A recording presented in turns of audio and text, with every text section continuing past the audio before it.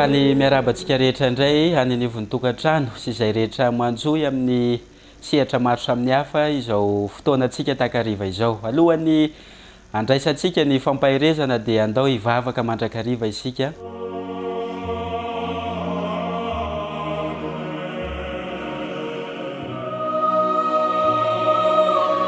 Tompo Andriamanitra tsotoa, atolotra eo anao ny dera ny saotra ny voninahitra noho ny fitantananao anay ny tontolo andro. Satria tsapanay fa raha tsy nomby ianao dia mety tradoza sy ny fahakiviana maro samihafa izahay. Koa ankehitriny dia andray ny hafatra avy aminao izay hoentina hampitombo ny hery ao anatinay dia taio amin'ny alalan'ny fanahinao sy ny fomba hanyherinao rehetra izany teny izany. Ny anaran'i Jesosy, Amen.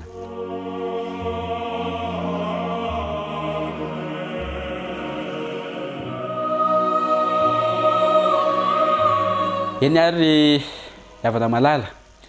Andao andray ny teny isika dia ny Genesis toko 5:30. Ny Genesis toko 5:30 dia ny andino faharoa no raisitsika indray amin'ny takariva ity. Zao ny vaky ny teny amin'ny anaran'i Jesosy ilay tiantsika. Dia hoy Jakoba tamin'izay tao an-trano mba amin'izay rehetra nomba azy. Ary ireo andriaman-kafa izay ao aminareo dia madiova sady hovay ny fitafinareo. Ho antsika rehetra, rehefa tena manolotra amin'ny fiainantsika isika, rehefa tena vonina ny hanaraka an'Andriamanitra, dia tsy maintsy tonga amin'ity baiko ny raim-pianakaviana ity. Ny raim-pianakaviana dia Andriamanitra, izay miteny amin'ny alalan'ny tenin'Andriamanitra na ny soratra masina. Dia mibaiko amintsika izy hoe dia hoy Jakoba tamin'izay tao an-trano mba amin'izay rehetra nomba azy.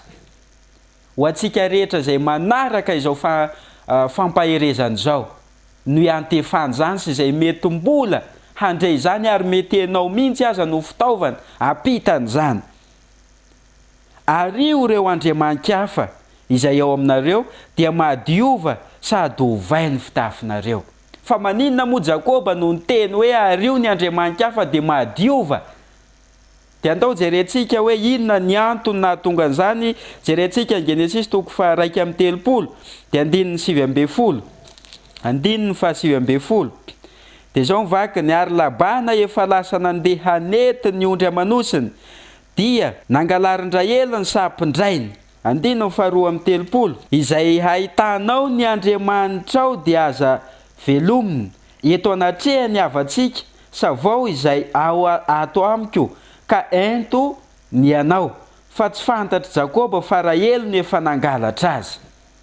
Eto zany dia nisy fotoana ity rafozany Jakoba ity dia nanompo andriaman-kafa ary nanamasina sarisarin-javatra. Ka io no lasa nangalarin'ny Rahely tamin'ny fotoana androny. Dia nisy fahatsapana tao anivon'ny tokantrano Jakoba fa ohatrany efa tsy ao intsony koa angamba Andriamanitra. Ka tsapany Jakoba izany toe-javatra izany fa lasa toa samamono olona ny zanany. Lasa toa ohatrany manomboka mankahala azy ireo indray ny manodidina azy izay mba nianatra nanome tany ny vanianany. Dia tsapany Jakoba izany. Dia toy izany koa isika. So dia efa mahatsapa zavatra tsy dia miodina itsika eo anivon'ny tokantrano, eo anivon'ny fiainanao, mety eo anivon'ny fiangonana mihitsy aza. So dia misy efa mandraina tena manompo andriaman-kafa mihoatra n'ilay Andriamanitra izay momba sy ny tasy nahary izao tontolo izao. Sao dia ny zanakao. Ary io Andriamanitra io mety tsy ho tahaka n'izay nahazo an'i Jakoba, fa mety ho toetra. Mety efa zavatra raiky tapisaka izay tsy sitraka Andriamanitra ka lasa tsy mitondra fitahiana, lasa fahotana. Dia ny fahotana no hevitra mampisaraka antsika amin'Andriamanitra ka dia tsy miaino izy. Tafasaraka amin'Andriamanitra tsika no fahotana. Ka ny andriaman-kafa dia manome baiko amintsika Andriamanitra ario izany. Mety ho nitoetra anao ve? Mety ny fisainany, mety ny ofitafy, ny fitondran-tena, mety ny fihetsika, mety ny fandaminanao ny fotoananao. Izany rehetra izany dia mety ho lasa ho tonga sampy. Dia mibaiko antsika ny mba hanariana ary izao ny baiko miainga midiova. Zany hoe ilay midio dia miela amin'izany rehetra zany adonoy izany. Dia ahoana ozy ny Apokalipsy toko fa 2:4 sambatra izay manasa ny akanjony mba hanana ny fahefana amin'ny hazonaina sy hidirany amin'ny vavahady ao an-tanàna. Raha tiantsika ny andovan'ilay fiaina mandrakizay, tsy maintsy midio ianao. Sasao ny akanjonao, sasao ny toetra, ny fisainana, ary amin'ny alalan'Andriamanitra eo anatrehany ihany ny ahafahanao manova izany. Hoety eo aminy izany vesatra izany fa efa maty ho anao izy. Fa sambatra izay manasa ny akanjony, sambatra izay midio mba ahafahany miditra any amin'ilay tanjony ampanantenan'Andriamanitra. Sitrako sy fandriako ry havana malala, raha lasy ray ranabavy, ry ray aman-dreny isany, mba handraisanao an Jesosy, hanadinonao izany karazana andriamanikafa izany, izay mety tsy ahitanao ny herin'Andriamanitra, ka miantso anao Andriamanitra mba hidio, hanasanao, hanadinonao izany karazana toetsaina sy fitondran-tena sy fironana maro samy hafa izany, izay lasa hevitra mampisaraka aminao amin'Andriamanitra, hevitra mampisaraka ny ankonanao, ny fiangonana, ianao amin'Andriamanitra.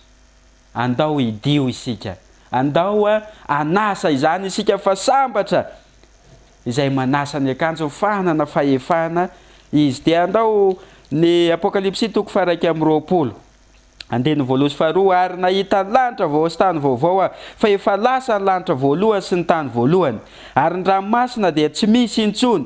Ary nahita aho fa indro ny tanàna masina dia Jerosalema vaovao, nidina avy any an-danitra tamin'Andriamanitra, voaomana tahaka ny ampiakarina, efa hiaingo iaona amin'ny vadany. Ianao ilay vadan'Andriamanitra, ho ampiakarinao amin'izany tanàna masina izany. Tsy sitrakao ve ny mba handova izany, hiaina amin'izany tanàna feno fahasambarana sy fiadana izay katsahantsika fatratra nefa tsy ho hita eto amin'ity tany ity. Tao vao mahaza faharatsiana no hita. Nresaka momba ny toetsaina isika nandritra ny fotoana izay niarahantsika. Eo amin'ny fanompony, eo amin'ny fitondran-tena, eo amin'ny resaka fitaka rehetra izay ataon'ny Satana, izay atao ohatrany hoe mijanona ho mpanompon'Andriamanitra ianao, kanefa dia tsy tonga ho amin'ny tena fahamasinana. Olona milasa mora mandahan'Andriamanitra amin'ny lafiny rehetra. Elao reny fitaka reny, nampifamatarin'Andriamanitra anao izany, ary lasa sampy eo aminao mihitsy aza ankehitriny. Dia mibaiko aminao Andriamanitra hoe midiova, sasao, fa efa miandry ianao ilay tanàna masina, ianao ilay vady ho ampiakarin'Andriamanitra.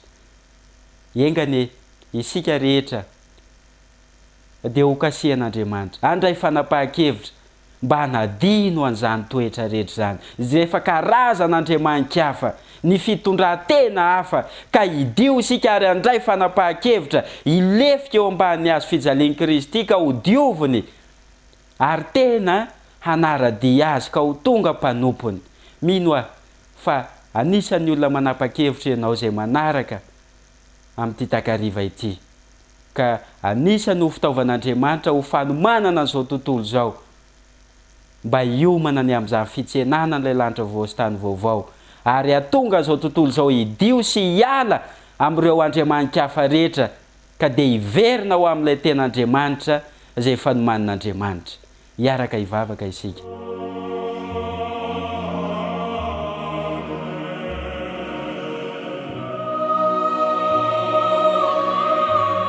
Saotranao Andriamanitra tsy toa, satria nomenao anay androany fa mila midio izahay, mila mahafoy ny toetra, ny fotom-posainana, ny fitondran-tena izay tsy mety hahatonga fanafitoinana ho an'ny hafa, satria loza ho an'izay manome fanafitoinana. Ary metimety aminay izany fa tsy mety amin'ny hafa. Dia hoy tokoa i Paoly, raha ny fitafina ny sakafo no manafitoina dia avelako izany. Engane izahay tsirairay avy, mba hamela ny zavatra rehetra izay manimba ny hafa, fa tena ho tonga fitaovana sy fitahiana ho an'ny hafa amin'ny lafiny rehetra izahay. Ary tsy noho ny amin'ny tanjakaina ny herinay, fa noho ianao miasa ato anatinay. Koa kasio izay rehetra izay nanapa-kevitra ihany koa amin'ity androany ity, ny anadino an'izany karazan'andriamanikafa izany, ka hiverina aminao zay hidio anatrehanao ka tehirizy ho anao tonga volamena tsy ho matroka intsony. Ny anaran'i Jesosy no ahafahana manandratra ny vavaka. Amen.